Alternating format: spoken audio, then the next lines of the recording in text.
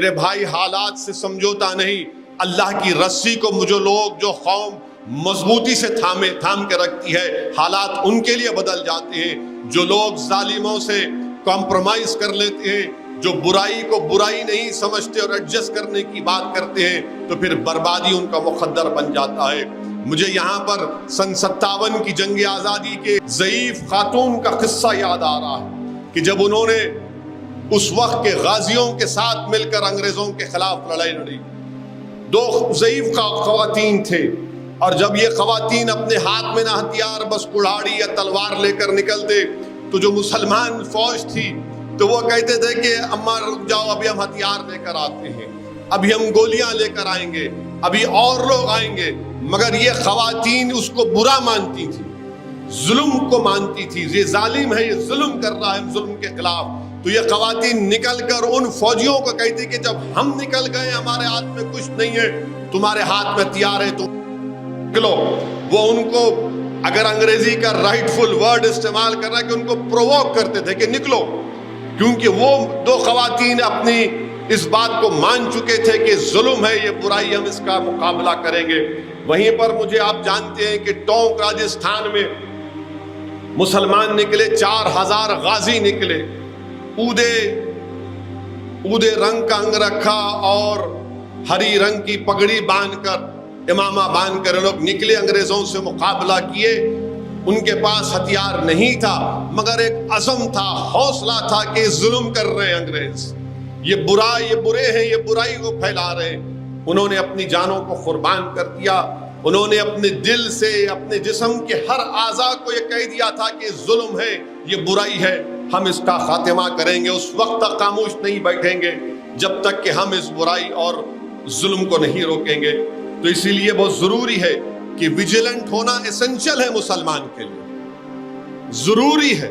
Vigilant ہی ہونا ضروری نہیں ہے، بلکہ ویجیلنٹ ہی آپ ہوں گے تو پھر آپ ظلم کرنا شروع کر دیں گے۔ تو ماڈرن ڈیموکریسی میں ویجیلنٹ ہونے کا مطلب یہ ہے کہ آپ کو معلوم ہونا چاہیے کہ آپ کے فنڈامنٹل رائٹس کیا ہیں۔ ماڈرن ڈیموکریسی میں ویجیلنٹ ہونے کے لیے بہت ضروری ہے کہ آپ کو اپنے اطراف میں کیا ہو رہا ہے اس کی نالج ہونا ضروری ہے، اور نالج بھی ایسی کہ ملک میں کیا ہو رہا ہے، کیسے فیصلے لیے جا رہے ہیں جو مستقبل میں یا موجودہ پریزنٹ میں کیسا اس کا امپیکٹ مسلمانوں پر پڑ سکتا ہے۔ تو یہ بھی ایک ویجیلنٹ ہونا ضروری ہے۔ اور آپ جانتے ہیں کہ مثال کے طور پر CAA NPR NRC کا احتجاج ہوا، ہم تمام نے مل کر ایک کامیاب احتجاج پورے ملک میں کیا۔ بلکہ میں تو یہ کہوں گا کہ بھارت کی آزاد تاریخ میں اگر مسلمانوں نے ویجیلنٹ ہونے کا مظاہرہ کیا تو CAA NPR NRC کا پروٹیسٹ تھا۔ میں مبارکباد دیتا ہوں آپ کو، مگر اب پرابلم یہاں پر ہے، احتجاج ہوا، اس کے بعد ہم خاموش ہو گئے، اس کے بعد کیا پھر؟ What after being vigilant? اس کے بعد کیا ہوا؟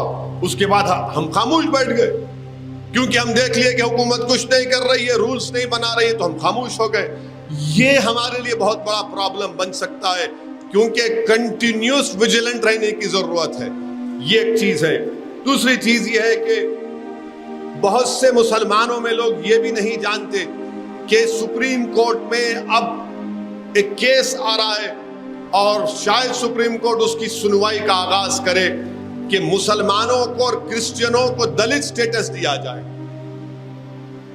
بہت سے مسلمانوں کو نہیں معلوم، اور ہم کیوں بول رہے ہیں کہ دلت ہے، مسلمانوں میں، عیسائیوں میں ہے۔